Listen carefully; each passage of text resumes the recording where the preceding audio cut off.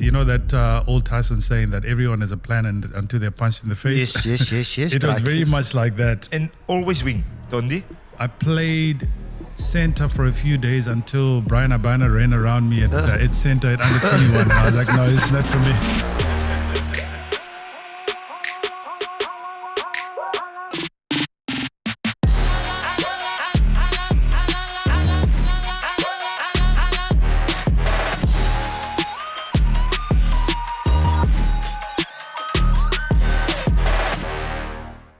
Welcome, Ruckers, back to your number one rugby podcast. This is Behind the Ruck. This is episode 62, and we are proudly supported by Super Sport Bet. Guys, sit back. Let's have a good time. It's that time of the week again. Your two favorite hosters with the mosters, where imperfection is beautiful at your favorite rugby pod. Guys, I'm the short one. I'm the round one. I am Paige. I've got next to me my partner in crime. And still Juan de Jong. Hey, how you doing? You good? But it's exciting. We had a dead weekend, the past one. But now we got a Currie Cup Final. We got the Bokke is big. It's a lot happening this weekend. And URC is also starting. Slowly but surely. Exciting times coming up. Rugby is... There's no holiday in rugby. There's no holiday. As heeltyd speeltyd. Ja. En de Currie Cup was lekker, man. Oh, the Bulls lost. Ruckers, we lost. Yeah, we lost at home again. Another crucial game that Bulls fans we have to with our tail between our legs. It's not lekker. But Trevor and Yankane, I quickly want to start this episode this way. Show and go. Bumpy with a lekker dive. Chankura, excellent boykie. Stunning. I think you're going to talk about that try for the next 10 years. Yes. Something outstanding, my friend. And with the proper finish. Hey. I think he's still dancing. Incredible. Fantastic. Episode coming up, yeah. Look, rugby's back. URC is back. It's starting this weekend. Yeah. It's absolutely exciting. Obviously, South African teams has got postponed. Yes, we are postponed because of the Currie Cup. But look, honestly, it's just really exciting. The Bokke on the verge of taking the rugby championship. Eben Etzebeth on the verge of becoming the most capped Springbok ever. So much going on. We'll cover all that, yeah. It's important, yeah. Exactly. Guys, but obviously Behind the Ruck supported by Super Sport Bet and our official apparel partner, Old School, dressing these two guys to look really good. So let's have a fantastic episode together. Guys, and never forget to like, share and subscribe. And if you haven't subscribed yet, please make sure that you click below and do the right thing and make sure that this thing keeps going, okay? Keeps going. 62, we got 200 and then another 200 and then another 200 and I think then we're at 800. I don't know. Let's go. It is what it is, yeah. Yes. And they've been awesome. They've been awesome with the subscribe button. Keep smashing it, okay? And tell the other people around the corner, okay, to keep smashing it as well. Exciting times coming up, okay? Rugby's kind of pretty much back, okay? With all this rugby coming up, let's line this thing up, okay? It's going to be fast, Ruckers. Stay with me with this one, okay? There's a reason it's going to be fast. This lineup, I want to say nice and easy, but it's so simple, okay? First up, we got a news. We got to check a couple of things, okay? Then we got in the studio, he's fast and furious, okay? Tonderai Chavhanga in the studio. And then the Currie Cup as well with the results and the fixtures coming up later on the show. So guys, strap yourself up. It's showtime. Let's get the show on the road. Hey partner? What's happening in news, Boykie? Anything happening There's a lot happening in news. So we got to cover this as well with SA Rugby where we are at the moment. I mean, there was rumors also that the Premiership wants to kick South Africa out of the URC. That's one of the rumors. So in SA Rugby, we got to check a couple of things. And also, we're not betting for a Rugby World Cup 2035. Which is very interesting. Yeah, look, partner, when it comes to the bidding stuff and how World Cups work, I actually got, because I don't have a clue how it works. I don't know what financial aspects go into it, what they need from an infrastructure point of view. I'm assuming we've got everything. We've hosted the 2010 World Cup, which was approved by FIFA. We still have the infrastructure from a stadium point of view. So it's kind of sad that we can't have it in South Africa where we can afford 100%. We can afford the World Cup where we as normal fans and supporters could go watch the games because traveling abroad is tight. It's tight, yeah. And it's been a while now. So Ruckers, jump in our comment sections and have a discussion about this. Because, I mean, the last time we had the Rugby World Cup in back home was it 1995. And that's a long time ago. I was too small. That's 20 years ago. It's still 2035. And I mean, we kind of want to know the reasons, what's going on. I mean, for some reason as well, we getting we want to not force, but we bringing the UFC into the country. Okay. That's our first responsibility or priority. And the Formula One we want to bring to South Africa. Yes, so there's a lot Mr. Mackenzie. But why not the Rugby World Cup? I mean, we're back-to-back champions. There's a lot of questions going around. I mean, we want rugby is in fantastic form when it comes to our country. And I mean, if you look at all the stadiums at the moment, we're looking good so far. The upgrades of Emirates Airline Park, I mean, the security and stuff that's happening out there. It was fantastic to see the Bokke playing back home. Yeah, but I think probably it must be the rand value, guys. I'm assuming it's the rand value, the monetary that goes into hosting it, and probably having to give a forecasting of how much money World Rugby will make out of hosting a World Cup in South Africa. But I don't know. Drop your comments. Make sure that you guys know why we're not bidding for it, and let's see what comes up with it. Yeah, it's interesting times, and even with the Cheetahs as well, because we've got our top 5, okay? The big 5 in South Africa. We kind of need the Cheetahs somewhere. And there's a lot of rumors with Frans Steyn as well saying that they want to go to Super Rugby. And we spoke about it. It would be good for South African rugby to get the Cheetahs in a competition where they can start growing. Because a lot of concern when it comes to Bloemfontein. I mean, Cheetahs has always been very good when it comes to Currie Cup. I mean, they're also playing the Challenge Cup as well. So it would be good to see them in a competition where they can shine a little bit and grow a little bit. Look, I know Francie this week has obviously said that he wants to go south. I think it's brilliant, partner. Yeah. Cheetahs in Super Rugby. we I'm need going to throw another spinner in the works. How about Boland in Super Rugby? Hey, yes. Now you talk my language. Getting Boland in two teams in Super Rugby, we still get to go down under, and we're giving 2 teams opportunities from a financial point of view, from players to give them opportunities where they can play again. More work, more people thriving, South Africans winning, and rugby is that meer. Grow. So, Boland and Cheetahs, Super Rugby. I don't know. So yeah, guys, check on the comment section. Say your say. Okay, what's happening, what you feel about it, and what you think about what's happening in SA Rugby at the moment. But yeah, and then we got to go fast into things. Oh, man. Okay? Tonderai Chavhanga. Huh? Lightning. Ooh, lightning, eh? In my opinion, the fastest rugby player to touch a rugby ball. I don't know how you feel about it. You'll probably be humble about it. But yeah, exciting times, eh? To see what's life after rugby. He's still got he looks good on the social media. Yes, he used to do guns like this all the time. His biceps were bigger than my quads. It still looks the same. Yes, but we'll see how he looks in a couple of seconds. Let's get to him, boy. Okay, guys, up next, Tonderai Chavhanga. Ruckers, we're coming in fast. It's Tonderai Chavhanga. Yes. Fastest rugby player to touch a rugby ball. Can you believe it? I love it. Tonze, welcome to the show. Hey, looking good. How's things? Brother, great to be on the show. Thank you so much for inviting me, and awesome to be on the show. Like I remember I was saying earlier, I remember about a year ago when you told me about the podcast idea that you guys were starting the podcast. It's awesome to see what you guys have achieved. 62 Yes, episodes later. It's been a long journey, and it's been a tough journey, you know. Don't point fingers. Don't point fingers, okay? Don't point fingers at me. Okay. Tondy, quickly, before we start the episode, how are you keeping that arms in such tech? Share the secrets. Dude, it's lots of pop, huh? Is it pop? Pop, milli pop. Yes. No, dude, you know what? I've always loved training. Fortunately, now I still manage to do like 3 sessions a week. So at least I try and make sure I do minimum 3 sessions a week. If I can do anything more than that, then that's great. But you're just stuck in my research while Tondy's telling me about his but training. as AK-47s, the police might come to the studio to check out those arms, those guns. Next level. Tondy, how's life been? How's life been? I mean, especially life after rugby. Ruckus, he's retired. Okay, doesn't look like it, but he's retired. How's life been, especially when you called it a day a couple of years ago? Was it a couple of years ago? You know, life after rugby, I can say now it's really good.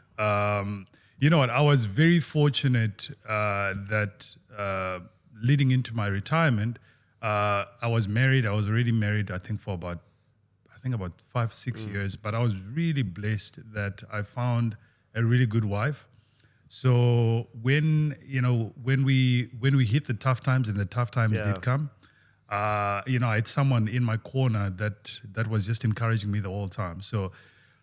For me, I would say it wasn't for a lack of planning. It was, that old Tyson saying that everyone has a plan until they're punched in the face. Yes. So it was very much like that I had all these plans that this is what I was going to be doing after rugby, and everything was going to go great. But I think for me, where I lacked was that I've always been like a networking guy. I've been able to pretty much walk into just about any door because I've made a conscious effort of building relationships. But I didn't couple that with the ability to convert those relationships into monetary value. So it took me quite a while for me to learn how to monetize the opportunities that were coming my way. So I could walk in the door, but I couldn't close the deal. So, long story short, we went through a phase where it was hammer time. We were dancing. Okay. It was bad. But look, we were very fortunate that, through making mistakes and also, I managed to build a relationship with a guy called Rob Ursov, absolutely phenomenal guy. And he was really just able to help me with my transition. And I would say I think we are good. I think about 10 years now post my rugby career. Things are going well. Yeah. Nice. Tony, you see, part of the thing I love about Behind the Ruck podcast is not just for the viewers out there. Me, the short one. Yes. I also take learnings from having these discussions and the conversations. Because, Tony, I've been unemployed 2 years now. So, You're washing outside. 2 years unemployed. And I can relate to you when you say you plan and you got these ideas and you got all of this information and you're trying to be smart while you're playing, but the day you stop, that reality is it's tough, buddy. And I'm gonna make sure that I learn, not just in this conversation, quickly afterwards also. Yes, Ruckers. and the youngsters out there, they must also learn. Yeah, they must very learn. important. There is life after rugby. You got a plan. You got a plan. And Tons, for you as well, when did you retire? Did you retire? Was it overseas when you came back? And also, how was that a year after? Because that's always the year or 2 years after that you kind of struggled. So I retired at the Sharks. I think that was, I'm even forgetting, 2015, if I'm not mistaken, at the Sharks. Look, for me, it was more, I was kind of forced to retire. My knees just couldn't take it anymore. I think when you go to training and after training, you're struggling to walk to the car, It's time. It's time. Yeah.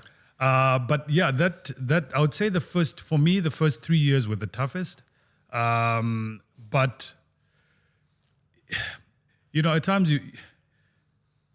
I think I was busy chatting to somebody recently. In rugby we like using this term.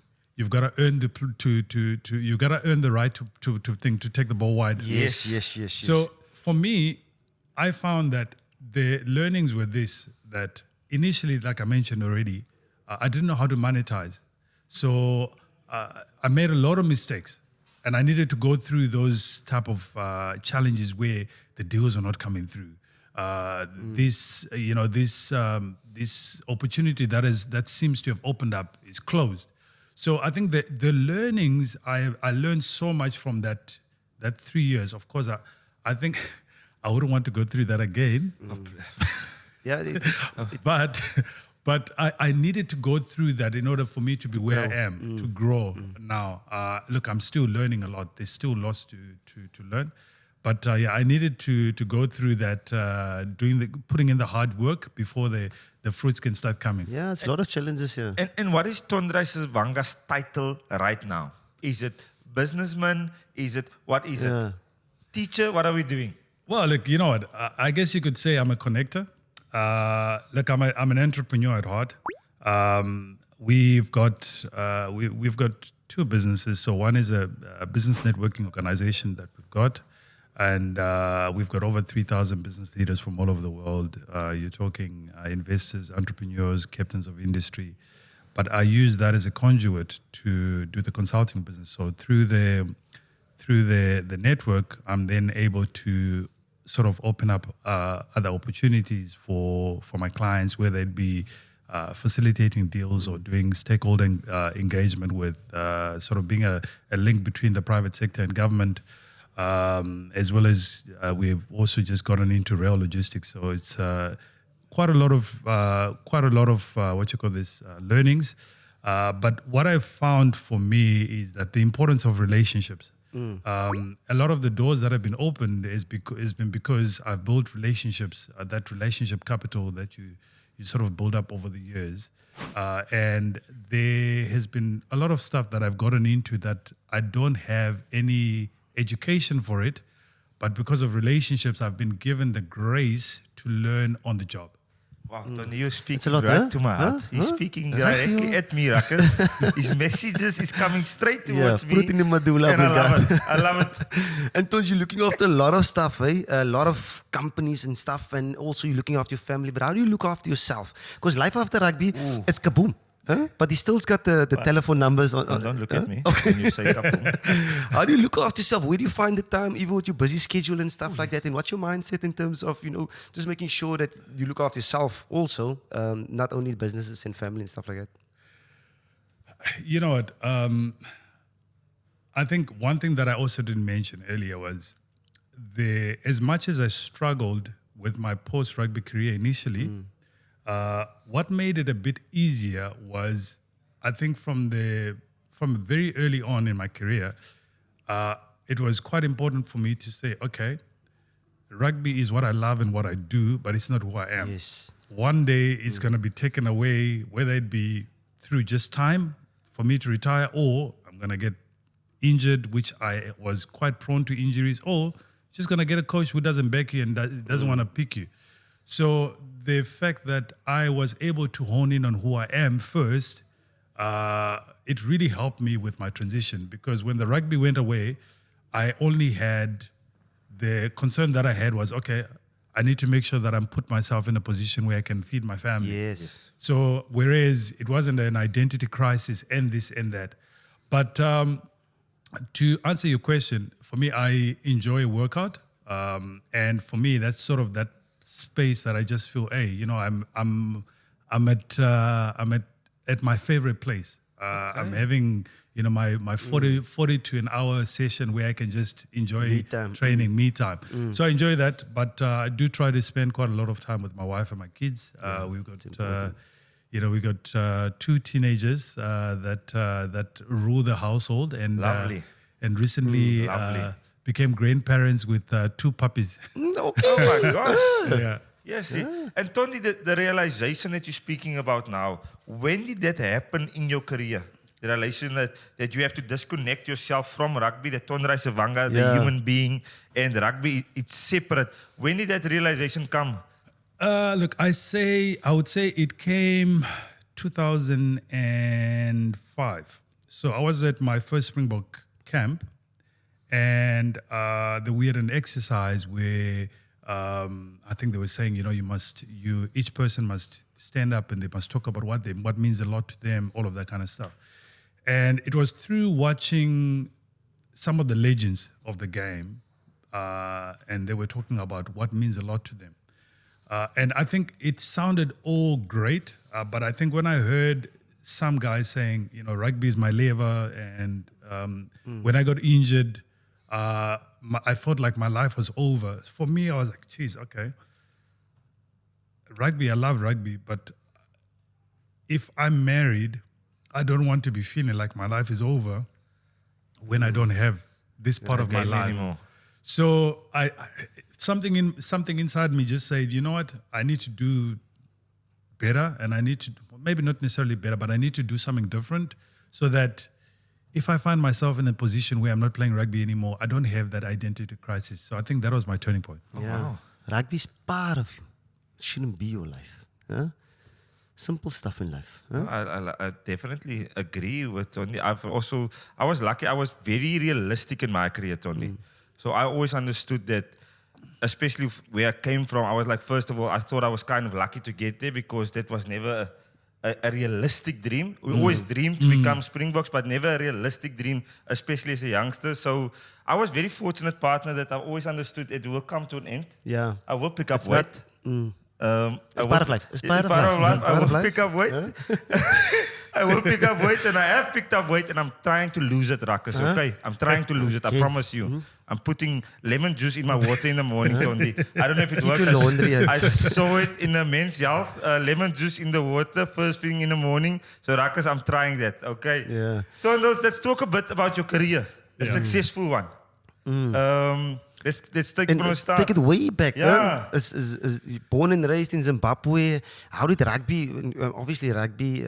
It's not that massive when it comes to I think Zimbabwe. So, Yeah. how did everything started to the green and gold? So I must say, contrary to that, maybe that sort of belief, rugby is actually quite popular in Zim, but it's mostly popular at school. So the schools, the schools, I mean, like when you look at, and I always like to throw in a little brag. Nice. Our school, I think it was 2000, was it 2000 or 2001? We beat Power Boys at the St. John's Festival. So rugby is quite big at school, but unfortunately, there's just not enough sort of finances behind it for guys to sort of take it forward. Actually, in terms of the national team, there's just not enough finances and resources going around. But in terms of how my career started, I watched the '95 World Cup. I was so inspired and wanted to play rugby. I was fortunate enough to then rugby at my school there wasn't any rugby at my school, but then it got introduced the following day. I started playing rugby. Yes. So yeah, I was very fortunate in that. Then I moved to a high school called Prince Edward, which is the best school in Zim, and was fortunate enough to have been coached by a former Springbok, the late Ian Robertson, and from there, sort of things just progressed. And I think like you, and I think like both of you, we had these dreams of playing for the Springboks, and I did have a dream of playing for the Springboks, but to everybody else, it almost seemed like it was an unrealistic dream. So, hey, you know what? Through God's grace, hard work and everything, we're able to realize our dreams. So that's my rugby journey. And always wing, Tondi?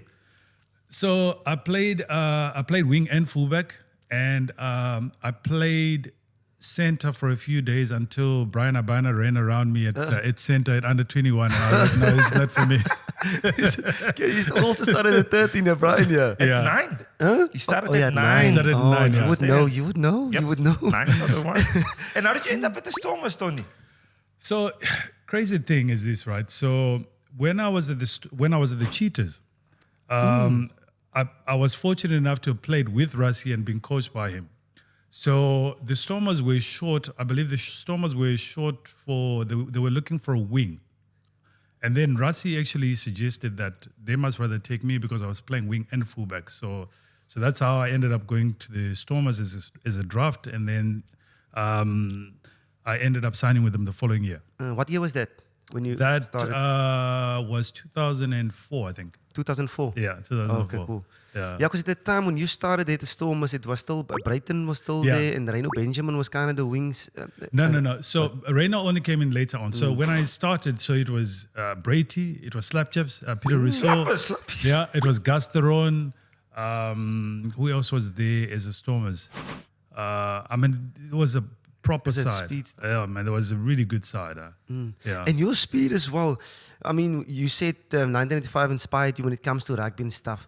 With your speed, was Olympics never an option? Oh, good question. Good question. Good question. Look, I think the reality is that I was quick enough for rugby, but I was probably not quick enough for the Olympics. Really? What was your time though in matric? Let's say in high school. So the look, fastest 100 meters. I wish I could claim the 10.2, which I've seen on what is it called on Wikipedia. But it was actually 10.4. 10.4. So yeah, We're gonna claim 10.2. Okay, we're gonna scrap that 10.4. It's 10.2. Because in my opinion, the fastest rugby player that touched the ball. Yes. Speedster. So you didn't challenge Brian Abana because chasing cheetahs. And planes and aeroplanes and stuff. You didn't try these type of things, huh? No. Brian was another league. Yeah? and the hamstring Stondi. Yes. I when I was a youngster ruckers and I had the privilege to see trainings, he always had the tape. Yes. Down the hammies. Yeah. And also when I started, you pulled a lot of hammies. Yeah. There was one season, you came off the bench, you pulled the hammy, and a couple of weeks later, you pulled the hammy again. Yeah. Talk us about that injuries. You said knees after rugby, but the hamstrings in your career. So before I get there, I must say, so I will never forget when you came in. You were a youngster. Don't expose me now, okay? Please. This youngster comes into the gym and say, "Geez, this kid is like lifting 50 kg dumbbells." Like, whoa, what's going on here? Wow. So the funny thing is, we were, Juan always loved to run these hard lines, short hard lines.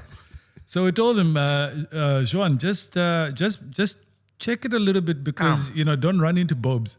So Bobs didn't at training he didn't do a touch. It was called a bobo check. It was a proper. Is it? It was a shoulder? proper check. Yeah, they called it a bobo check. proper check. It's 20% was a bobo check.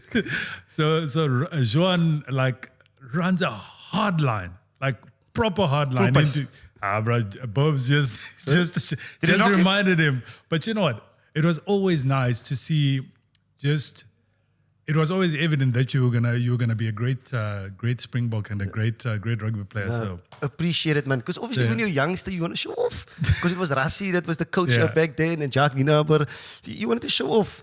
But then Bobo checked me, and I did a 360. Is it- okay? I was doing breakdowns on the ground. Must be a- Hopefully that footage is nowhere to be It seen. must be a Boland thing. Because I had the privilege to play with Colonel Hendricks. Yes, the same thing. He's the same. Everything is full Full out. out. You take 2 and touch, he comes full, he hands you off, he goes, scores the try, he celebrates. Yeah. It's a Boland thing. And when I started as a youngster, because Skalk Burger used to know our running short hard lines. You know almost when it's a 10 and then a short run it out the back. Yes. Late in his career, he started calling this, this The lead. This lead. And then he tells me, take the lead, because he wants to be the playmaker at the back. Tons, as well, Springbok rugby for you. Yeah. Your debut, incredible. Yeah. Huh? Incredible. You made your debut for South Africa against Uruguay. Not everyone can say on the debut it's man of the match, and also the record of 6 tries. 6 tries in the corners. Talk me through that. Getting inspired in 1995 Rugby World Cup, getting your opportunity, and having the best rugby day I could say ever. you know what? I still sort of get goosebumps just thinking about it. I was very fortunate that I think if you take back a few years, I met Jake White when I was still in school at this St. John's Festival. I then saw him, I would say, probably 3 or so years later, possibly 5, when I was now at Koffsies in Bloemfontein. And from there, he saw me training on my own, and he said, "Hey, I remember you from the St. John's Festival, and I'm gonna be watching, sort of watching your progress." The following year, I was called into the under-21 training squad. But fast forward years later, Jake White then gives me this incredible opportunity privilege to play for the Springboks.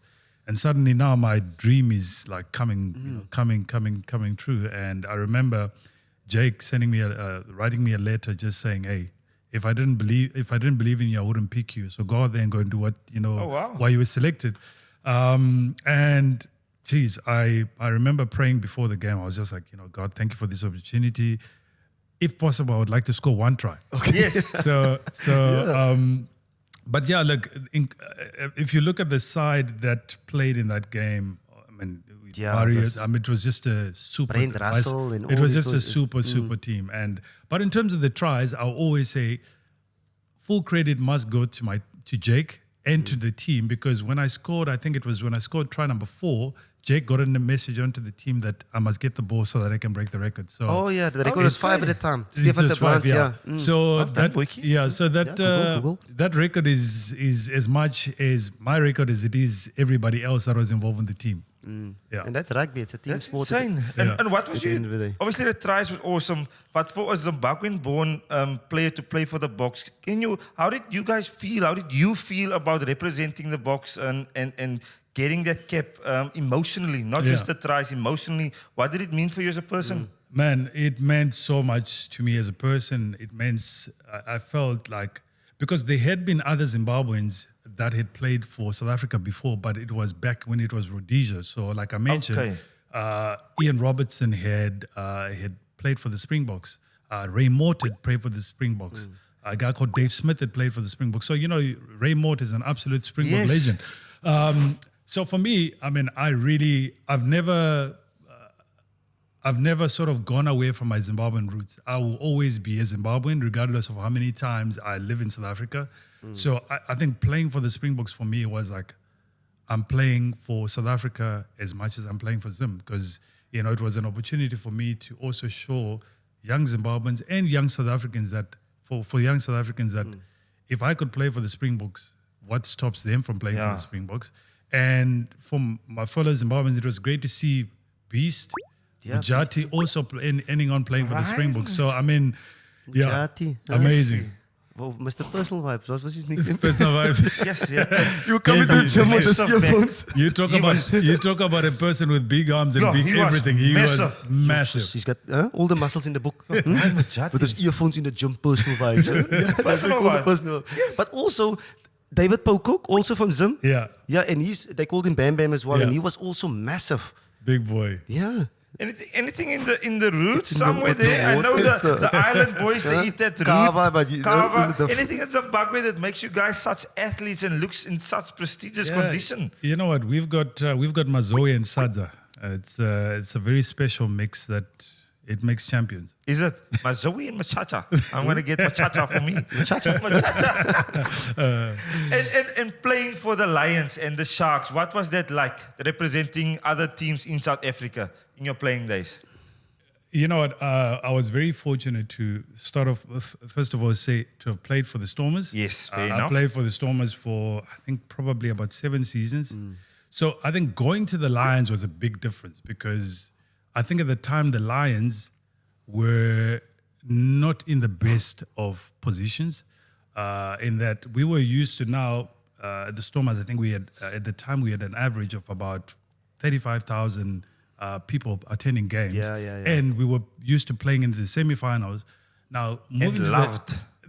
And very loved. Stormers players are very loved. VP ou lekker ding? and then, moving to the Lions was a bit of a shock because, I think at the time the culture wasn't quite right. But I must say, sort of things changed when Mitch came. So as we were mentioning earlier, we can say whatever we want to say about Mitch is in terms of the person, but rugby-wise, he's a great coach. Fantastic. And he just brought that sort of excellence to that was needed in order for the Lions to get them to a really good position. I think they won the Currie Cup the following year, 2011. But look, it was for me playing for the Lions was not necessarily the best experience. To be honest with you, I think when I went to the Lions at the time, my love for rugby kind of like waned. I think the environment wasn't conducive enough for me to get the best out of me. But having said that, I made some really good friends. I mean, it's still great to see you. And But did you? Yep. And- I was 19. yeah, he was Youngster. 19. Young buck. Skinny. And if you speak to any Lions player that was there during those days, the one thing that we'll always have in common is the longest day. The longest day. The longest day, partner. And you know what it? I was there.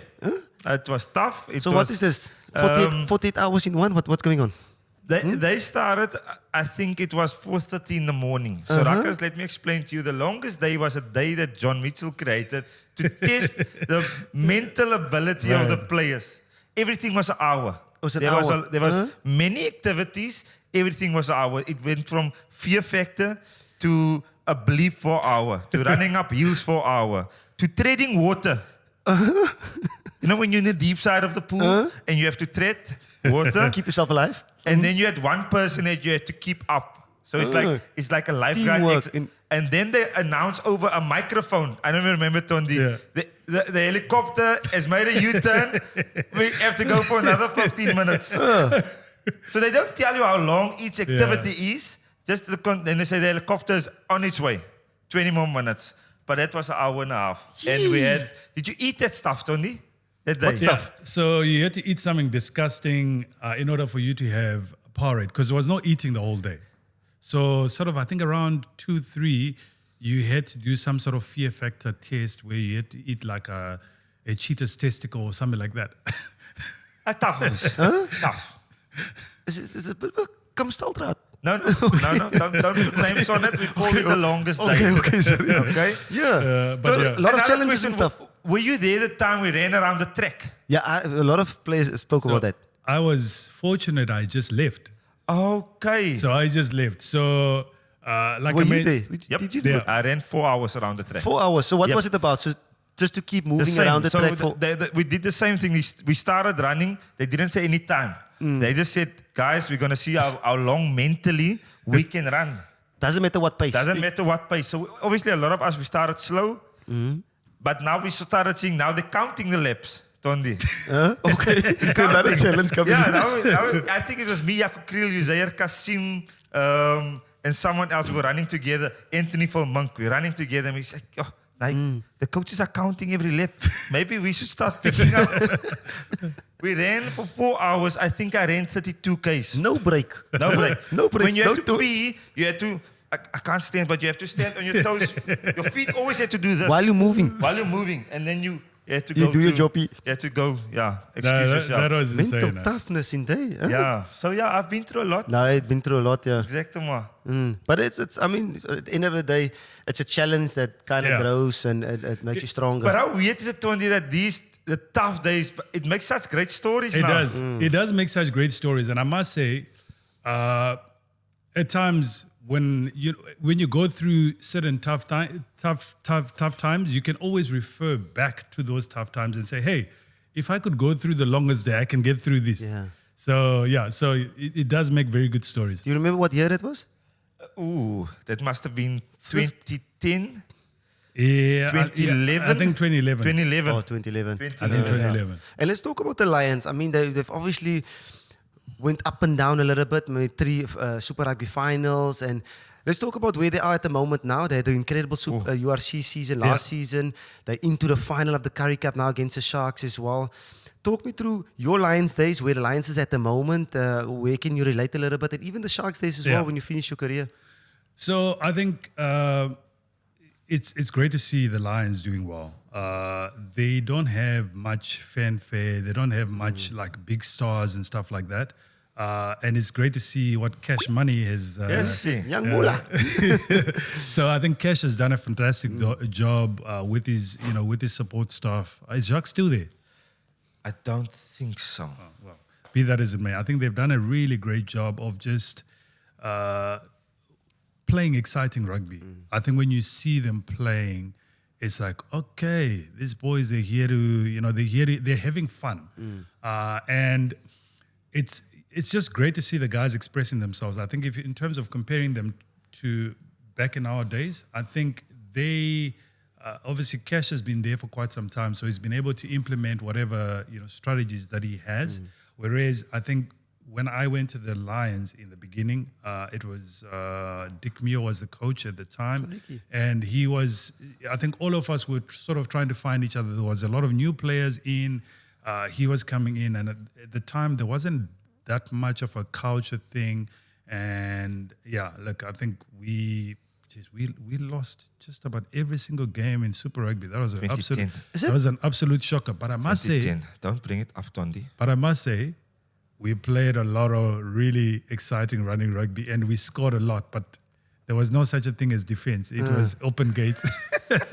But talk about losing all those games in that season. I'm not going to mention the name who told me this, but he said the season was so tough. They played the Crusaders in Christchurch, and they're on their way out on the tunnel.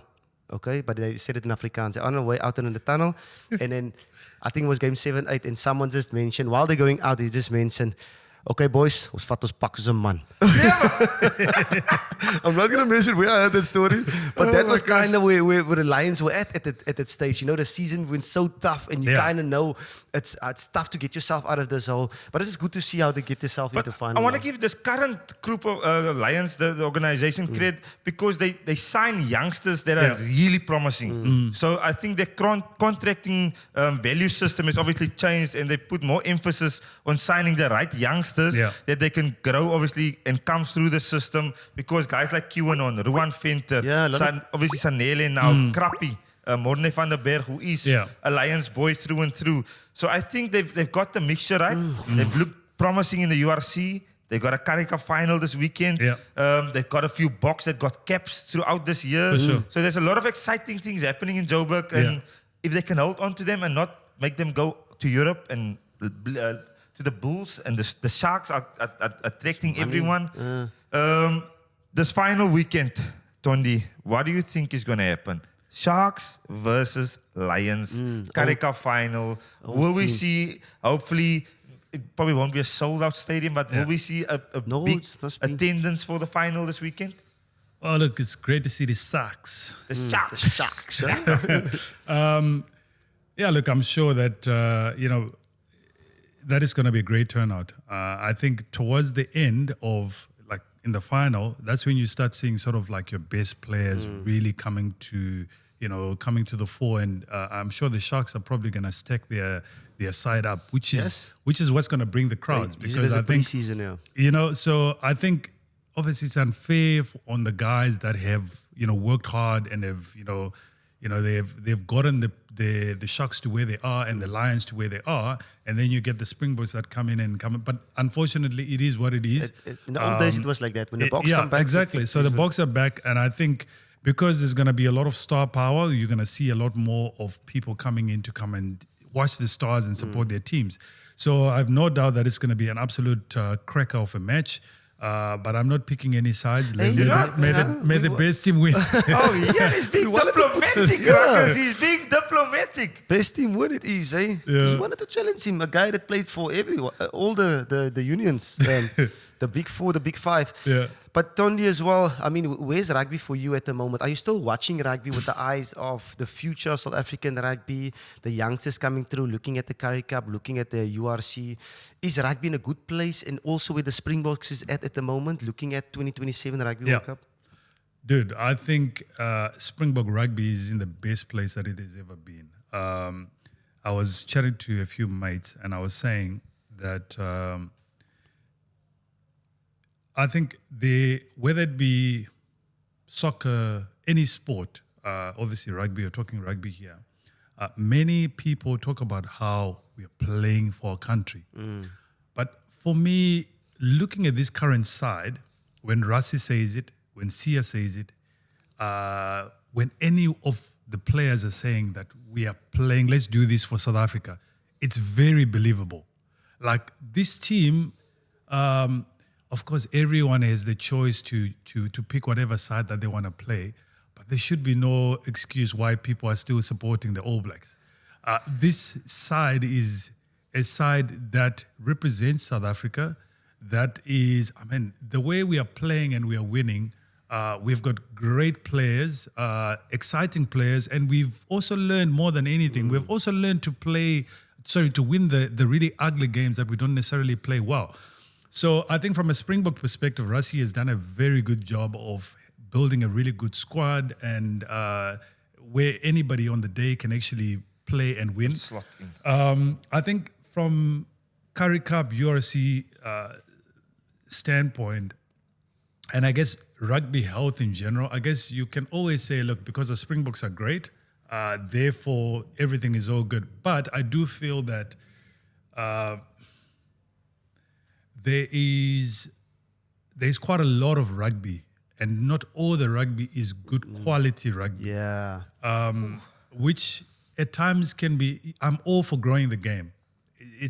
We have to grow the game. We need to get more people playing the game. But I just think that we may be stretching ourselves a little bit too thin, because at times the quality of the product that we are selling is not of the best quality.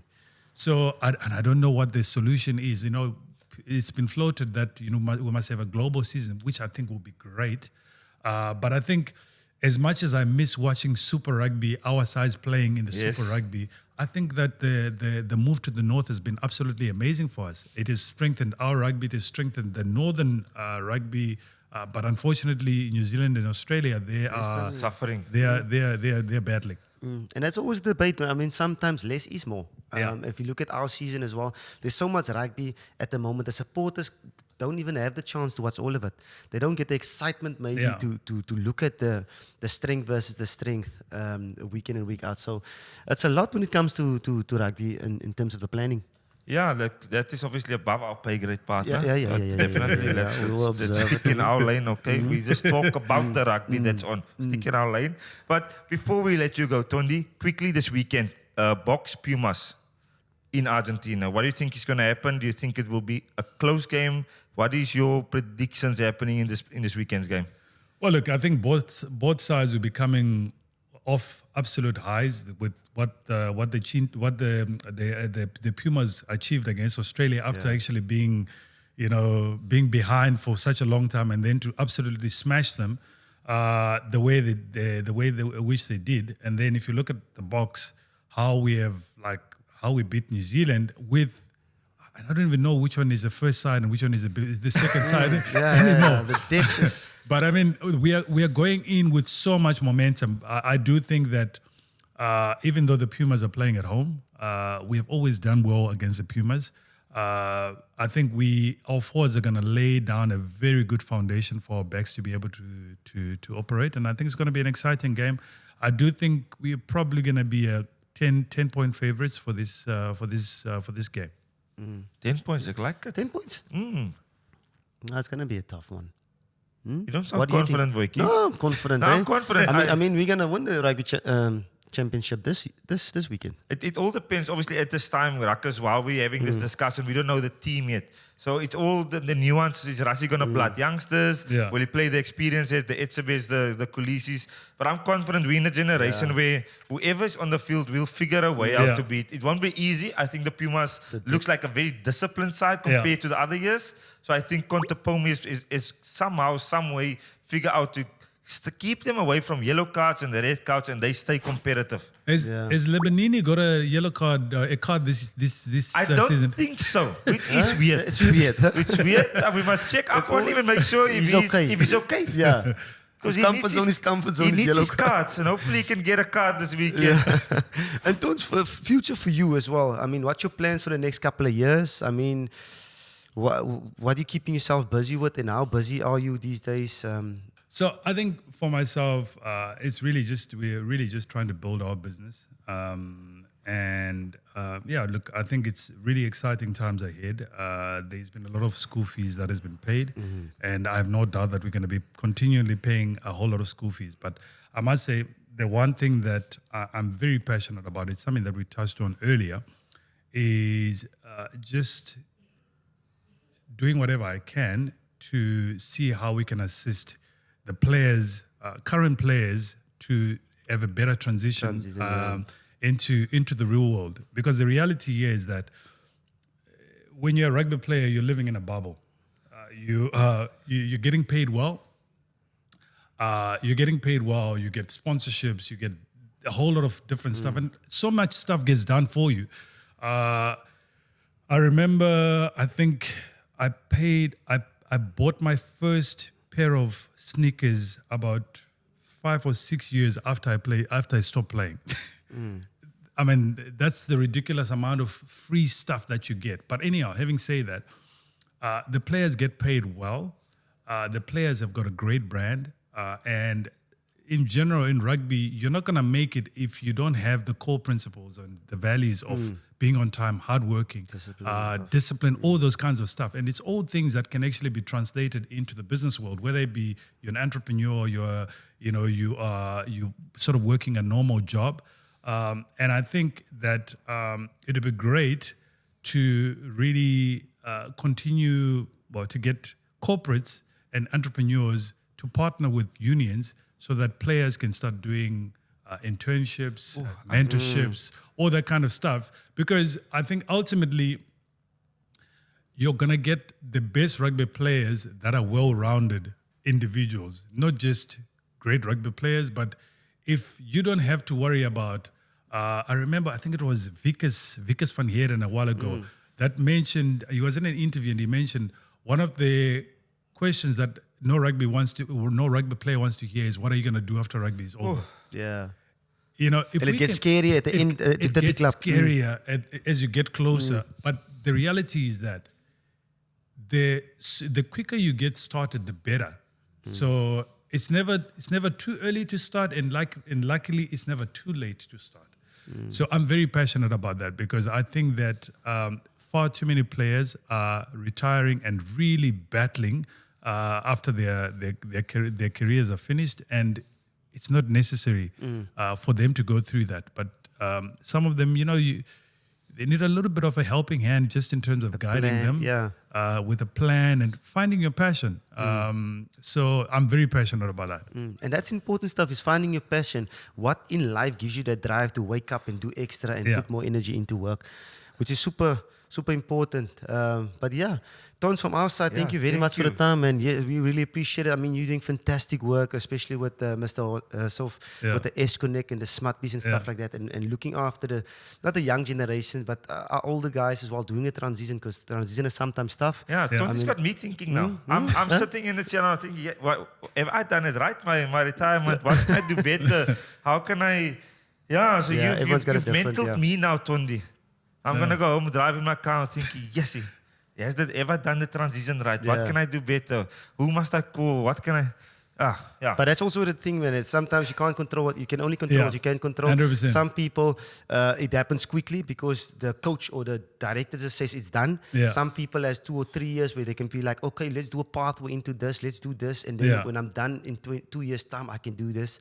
So it's different. It's just important for us as older generation to let the young people know, listen here, this is what you expect, this is what you can expect when it comes to the end of your career, and hopefully we can change a career. It's just the mental aspect of it to make the transition easier. Awareness. Awareness. Is that the right word? Awareness. That's awareness. Yeah. I love it.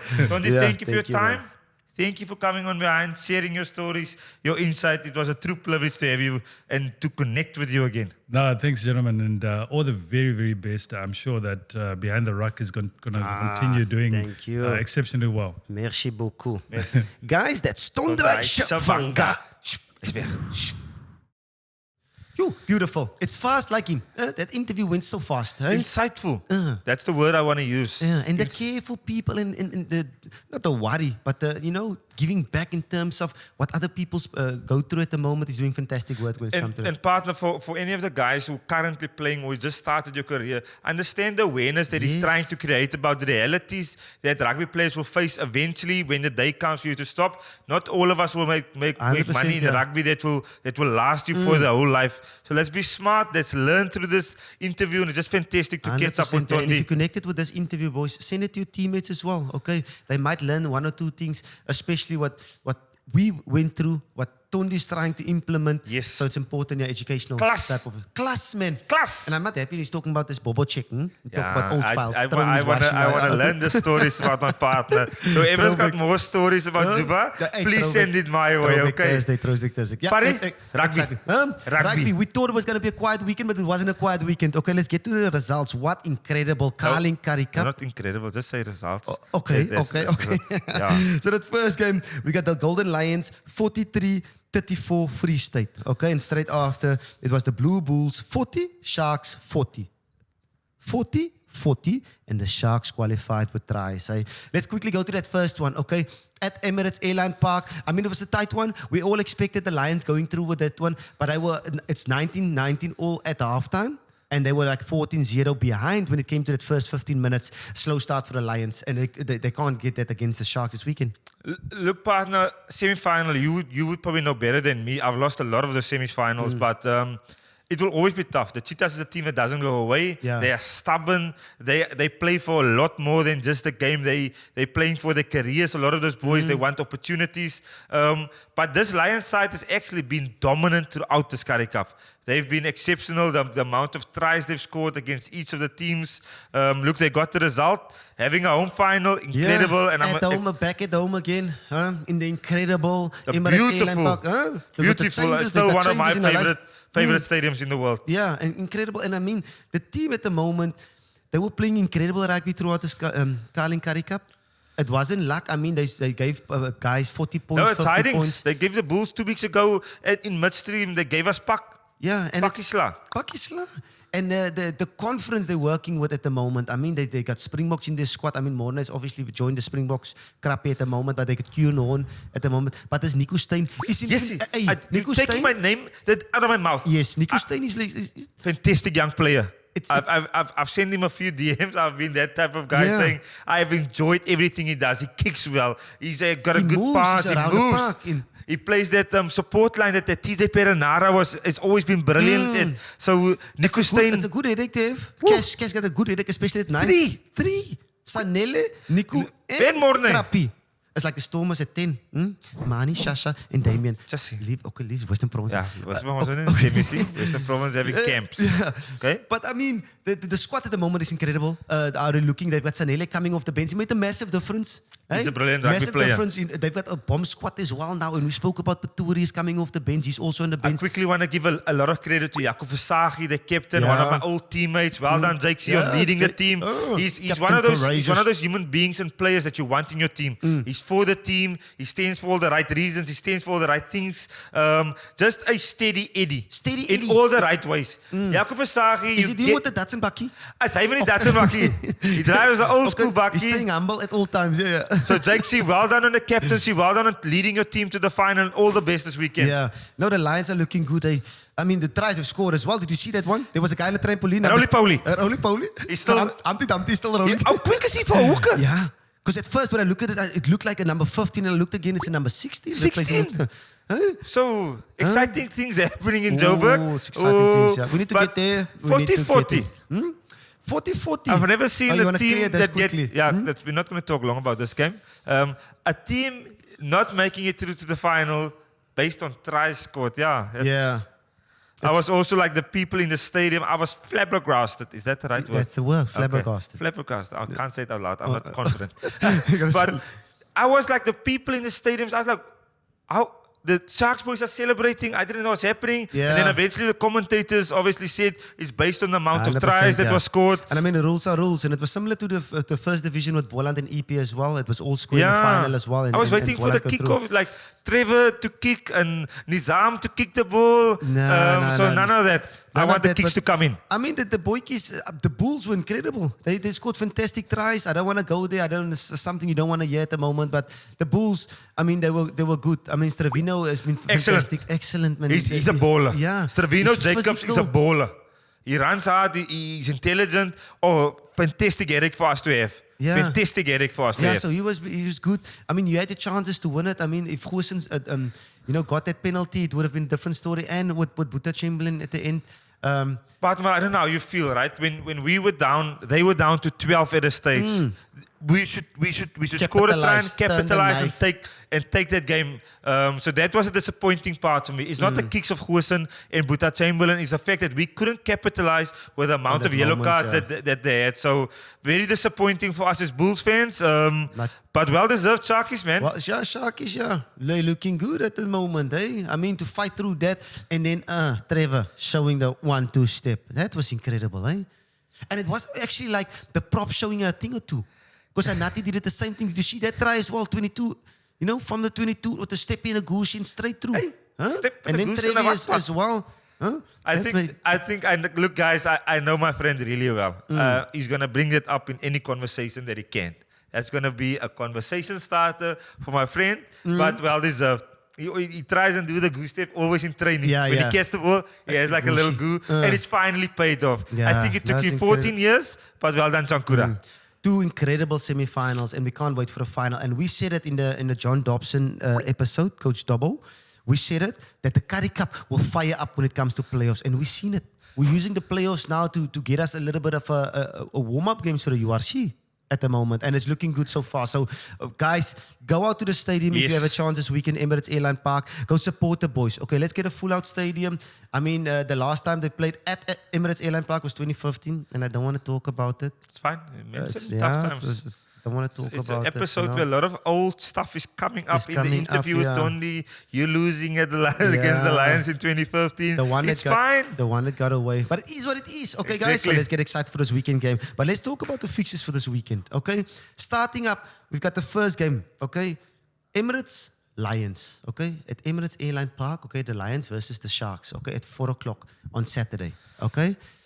And then also, late night at 11 o'clock, we've got Argentina versus the Springboks in Santiago. Let's go to the Currie Cup Final. It's finals rugby. It's trophy rugby. Partner, the final probably is going to be between the most consistent side and the side who's going to get a lot of injection from quality players with the Sharkies. They will get Andre Estres and Trevor will play. All of these boys will be playing in that game. I'm going to go with a team who's been dominant and more consistent throughout the year. I'm going to back the Lions. Yeah. Maybe they've got more team cohesion and maybe the altitude will play a little bit of a part. Yes.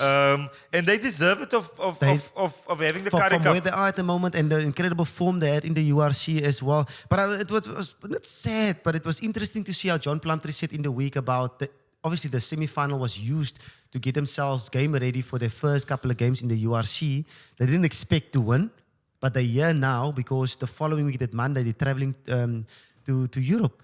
Partner, I don't care what they say. A coach, you might agree or disagree, You a want coach will trophies. want a trophy. Exactly. So they can say, no, it's warm-up games. But if you go into a meeting and you say, guys, I've won a Currie Cup trophy, that looks pretty damn good Add on it your to the CV. Challenge Cup as well. Because they got an Exactly. incredible So year. I'm not going to read It's anything mind into games. warm-up Is it mind games. games? Both teams are going to want to win this trophy, to have it in the cabinet, and to celebrate it. Yeah, 100%, because it's something you want. It's the history of the Currie Cup is absolutely fantastic. And we can't wait for this one. It's going to be an incredible game. Okay? And it's going to be lots of matchups as well. The biggest matchup for me is a tight head. Trevor Nyankani against Asenati. Okay? They scored Labakanya. the two important tries to get themselves into the final, if you look at it. Because usually when it comes to matchups in head-to-heads, it's about the wingers, you know, Brian Abana against Sevilla and Rudy Page against Aaron Smith, you know, those type of things. But for here, you never get two props going head-to-head, and because they can challenge themselves in the dance competition. They got some rhythm. They got some swag both about them. Both of them. One young buck. Yes. Who will it be? Will it be in Glabakanya against Nkanye? Yeah, incredible. I can't wait for 4 o'clock on this Saturday. It's going to be a Currie Cup. I want to see that stadium full, and hopefully we'll And 11 o'clock? 11 o'clock will be there. Okay, because it's another trophy. South Africa wants trophies, the Currie Cup trophy, but also the Rugby Championship trophy. They can shield it down there, okay, and wrap it up. Okay, the present, wrap it up, put it under the Christmas tree. Quickly, Ruckus, at this time of recording the episode, we don't have the team. We've got no clue what Ruckus is going to put out from a team selection point of view. What do you think is going to happen? We haven't spoken a lot about the box in the episode, but quickly, what do you think is going to happen this weekend against the Pumas? I mean, it's going to be a crack of a game. It's in their backyard. We know how dangerous Argentina can be in their backyard. They had a couple of upsets this season. I mean, they've smashed Australia. They showed something against New Zealand as well. It's not going to be easy, but I'm confident enough that our boys, whoever plays, we still got senior players over there like Eben Etzebeth in the boys. Whoever plays, they just they fix it like a glove. They fit in like a glove at the moment. So I'm pretty confident that Santiago Stadium, where we going to be, I mean, we're expecting 30,000, sell out 30,000 people coming out in that stadium. And I'm pretty sure the Springboks will get it with 10 points. Look, it'll be interesting to see if Coach Rassi go with Mani at 10 and Polly at 12. I would like to see that one. Maybe don't judge me. I'm just saying maybe Mani 10, Polly 12, or he's going to start Polly. Where's he going to use Mani? So that selection will be interesting for me. I would love to get Mani a bit of game time. I mean, this is the perfect opportunity for Mani to play. And Mani's ability to create tries. That for me is the thing. In Tony Brown's system, I know people want to talk about the kicking and all of that, but never forget the ability that Mani Lebok has to create tries and put people into space around him. And that for me is crucial to see within the Tony Brown structure, how Mani can use that to the benefit of the Springbok team. Yeah, no, 100%. Yeah, I can't wait. It's going to be lekker. Ruckbus, let's go! Showtime, it's showtime. Guys, Behind the Ruck, supported by SuperSport Bet, by my partner Zed, making sure that the lights stay on and making sure that we can do incredible things with us. So thank you for your support, SuperSport Bet, and then we're dressed by Old School. Partner, yet another fantastic episode of Behind the Ruck. It's a fast episode. For a reason, it's a fast episode. Huh? And it's lekker to bring an Tondi. Not old, Tondi looks fantastic. Yes, a retired player to use that knowledge and share it with the Ruckers. Sort vir julle uit. It's altijd. Aan mekaar. But thank you. They're subscribing at least. Yes, okay? they're doing their part. We don't have roofkijkers here, okay? Roofkijkers, aka criminal watchers. Okay, criminal watchers, I watch you. But yeah, it's important. Everyone's doing their part. We're doing our part. They're doing their part. It's a happy family. Exactly. Okay? It's the rap. That's a cheeky rap. You like to wrap it up, man. Gotta go home, guys. We're gonna see you next week, okay? See you next week, guys. I'm Juan de Jong. I'm Rudy Page. And the Rakkie Skilly. Bye-bye.